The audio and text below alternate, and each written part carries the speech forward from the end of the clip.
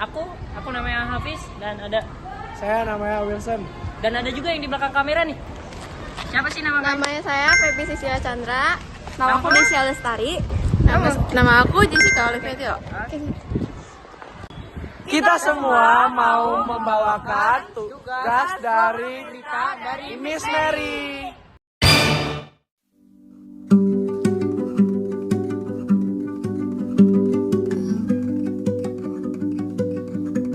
Selamat sore para pemirsa. Jadi hari ini saya Desya Lestari dari kelas 11 IPS ingin meliput berita tentang pembangunan gedung baru di Mutiara Bangsa 6. Dan yang saya bahas itu adalah kapan, bagaimana, dan mengapa gedung baru Mutiara Bangsa 6 ini bisa terbentuk. So, tanpa lama-lama, kita lihat ke video berikutnya.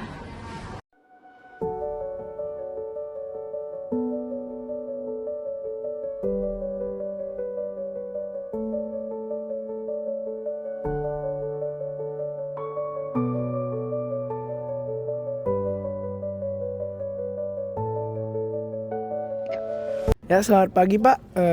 Kami dari kelas 11 IPS ingin mewawancari Bapak. Sebelumnya nama Bapak siapa? Kismanto. Bapak Kismanto ya. Kami meminta waktunya sebentar untuk ditanya-tanya ya. Pertanyaan pertama itu, bagaimana kontraktor memastikan pembangunan sesuai standar keamanan bangunan sekolah Pak? Bukan sekedar cepat selesai aja gitu. Tentunya kita kan pakai arsitek struktur, arsitek sipil, itu yang utama untuk sesuai standarnya SNI seperti itu. Jadi menurut Bapak standar sekolah ini udah oke lah ya, udah aman untuk dibuat pembelajaran. Oke, ini aman strukturnya juga kita lumayan bagus. Kemarin kan ada ujian gempa juga. Alhamdulillah kan nggak apa-apa. Oke lah untuk struktur. Terus yang kedua, apa sistem pengawasan yang digunakan agar tidak terjadi kecurangan material, misalnya pengurangan kualitas bahan, Pak? Ya, kita kan punya standar udah untuk masalah bahan-bahan. Itu kita pakai standarnya SNI semua untuk pemasangan plesteran, acian, keramik. Itu kita ngikutin standar SNI. Oke, baik Pak. Terus yang pertanyaan ketiga, jika ada keterlambatan atau kerusakan, siapa yang akan bertanggung jawab dan bagaimana bentuk kompensasinya Pak? Atau ya, biasanya kita ada retensi ya untuk bangunan sekolahan itu mungkin dalam 6 bulan sampai 1 tahun kemungkinan ya, itu untuk kompensasinya. jadi yang bertanggung jawab dari kontraksinya sendiri, kontraksi? Iya, kontraktor. Oke. Terus yang keempat Pak, bagaimana kontraktor melibatkan prinsip ramah lingkungan dalam pembangunan ini? Ya, kita usahakan di sini kan koordinasi sama lingkungan, kedua menjaga keamanan, lingkungan bersih, ada penghijauan masih tetap seperti itu. Yang tentunya kita koordinasi sama lingkungan warga dan sekitarnya seperti itu. Oke. Yang terakhir Pak, mengapa masyarakat sekitar perlu percaya bahwa proyek ini tidak merugikan lingkungan atau mengganggu aktivitas warga? Karena kita yang dipakai kan tetap standar. Terus kita jam kerjanya pun nggak boleh malam untuk bising ya. Makanya kita jaga lingkungan supaya juga lingkungan percaya sama kita itu lebih bagus kan gitu.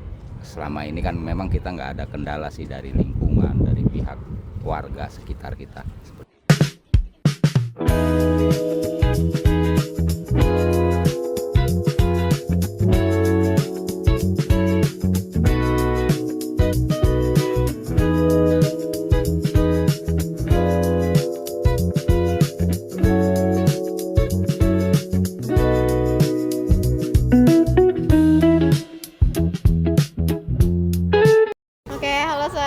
Jadi kita semua termasuk aku itu mau wawancara tugas bahasa Indonesia berita. Jadi kita mau wawancara yang pertama itu, apakah guru benar-benar diajak memberi masukan soal gedung baru?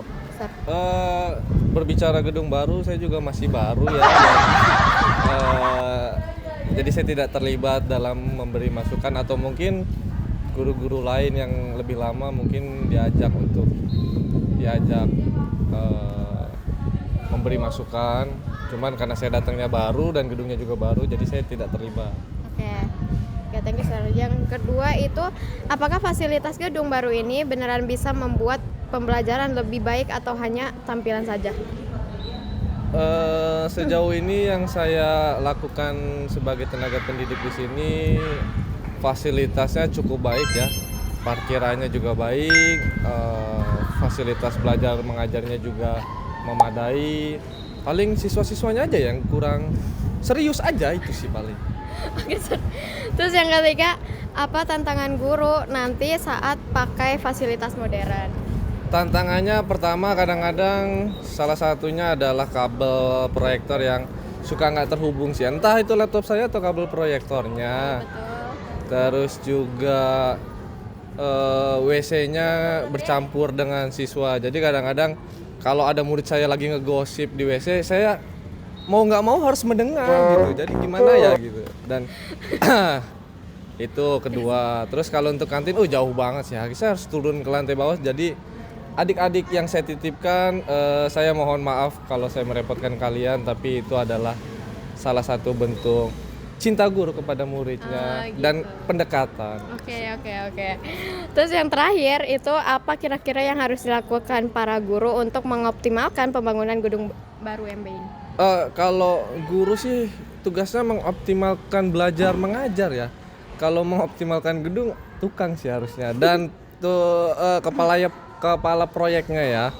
Dan desainernya. Kalau saya sih hanya memerankan tugas sebagai tenaga pendidik. Oke. Sudah selesai, jadi terima kasih, Sar. Oke, terima kasih. Yeay.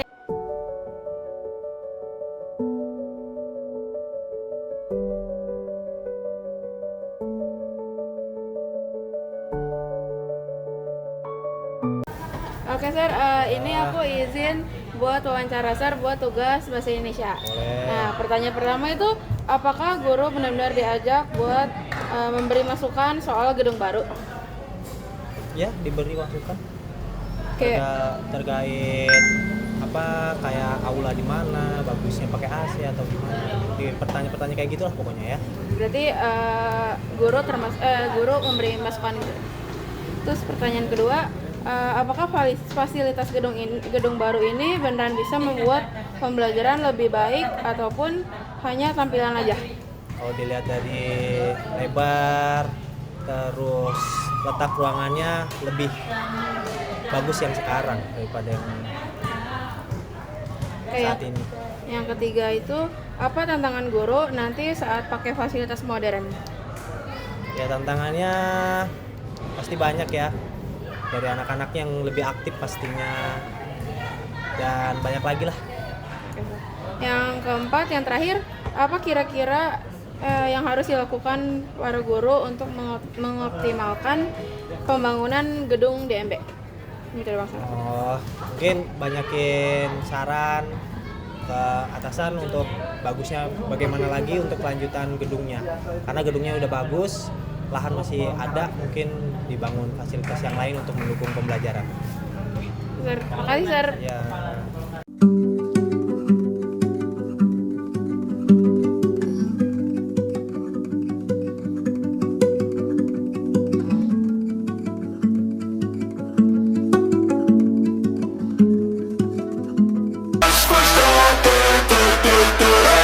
Oke, Sir. Jadi di sini saya mau mewawancarai tentang gedung baru.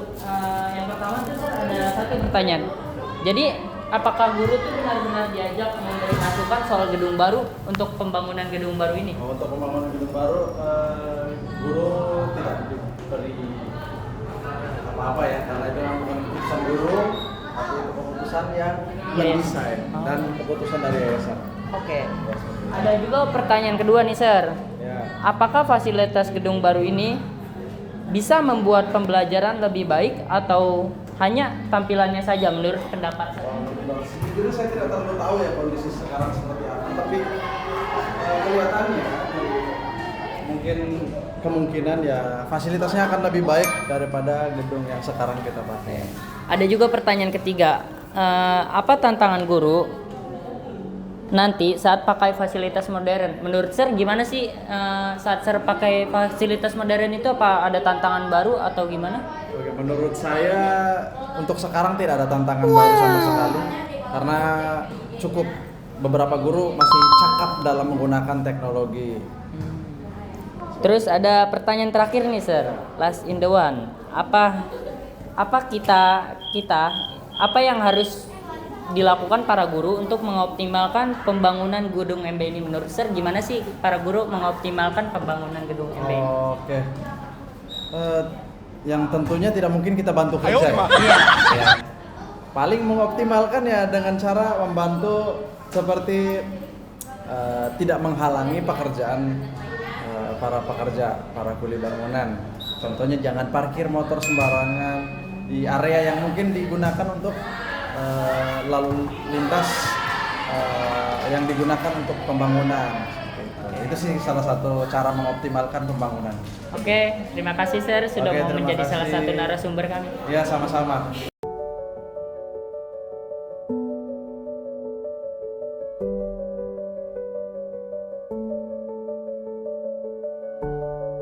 Oke Bapak, selamat sore. Di sini saya selaku Desya Lestari dari kelas 11 ingin mewawancarai tentang pembangunan gedung Mutiara Bangsa 6.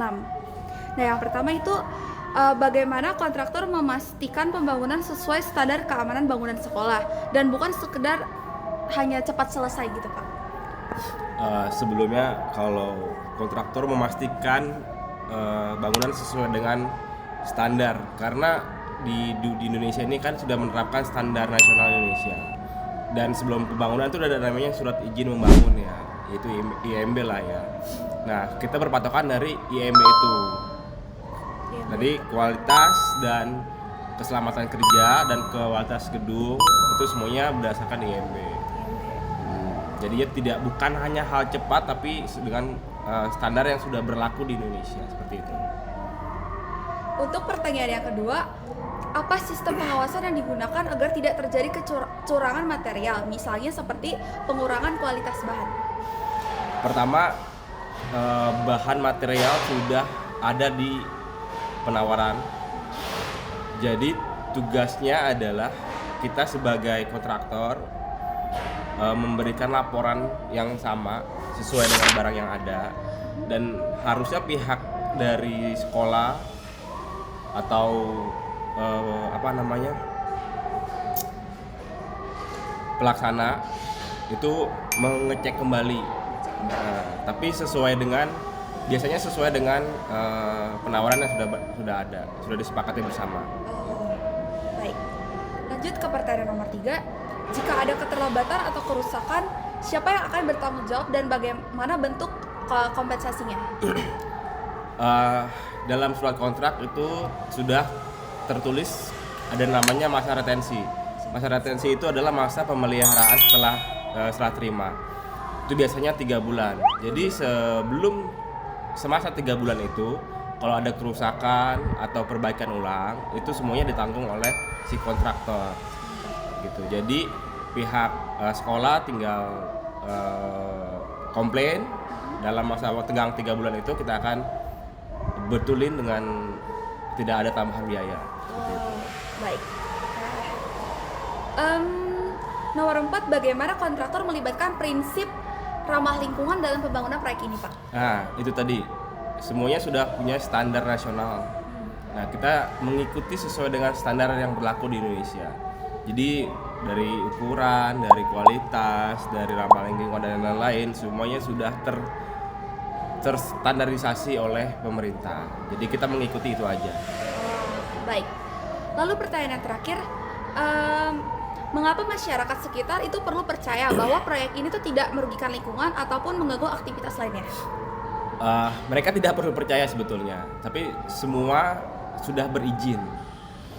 Jadi kalau sudah berizin dari pemerintah, berarti semuanya sudah dilakukan penelitian bahwa ini pembangunan ini tidak akan merugikan lingkungan sekitar, tidak akan menimbulkan polusi yang baru buat lingkungan sekitar. Karena izin itu mencakup semuanya, bukan mencakup antara lahan dan kekuatan bangunan, tapi juga berdasarkan dari lingkungan. Jadi kalau lingkungan yang menyetujui, baru terjadilah perizinan itu, baru kita bisa bangun. Kalau itu tidak ada ya kita nggak bisa bangun juga. Baik, terima kasih atas waktu dan tempatnya Pak yang telah diberikan. Terima kasih. Sama-sama.